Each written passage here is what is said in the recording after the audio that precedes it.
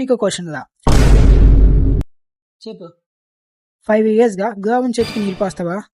నీళ్ళే కదా పోస్తాను. 1 సంవత్సరం ఆకు చెట్టు పూయకపోతే? పోస్తా. ఓకే, అయితే 3 సంవత్సరాలు? 3 సంవత్సరాలే పోయినా. ఎగ్జాక్ట్లీ. చైనాలో ఒక చెట్టు ఉంది, 5 years గా గ్రౌండ్ పైన కనిపించిన చెట్టు ఎలాగా 90 feet హైట్ పెరిగిందో మీకు తెలుసా? చైనాలో ఒక స్పెషల్ బ్యాంబూ ట్రీ ఉంటుంది, దానికి డైలీ వాటర్ పోయాలి, డైలీ కేర్ తీసుకోవాలి.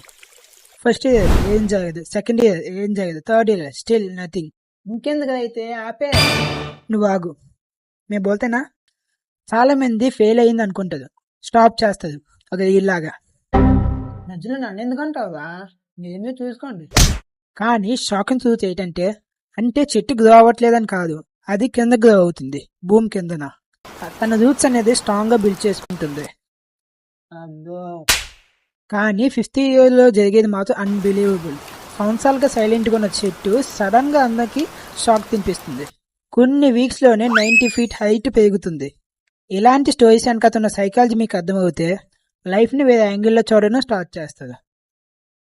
సరే అయితే నేను చెట్టు ఇంకొండని కలుపుతున్నాను, నువ్వు నీళ్ళు పోసే. మంచిదైతే మీ మాత్రం సబ్స్క్రైబ్ చేసుకోండి.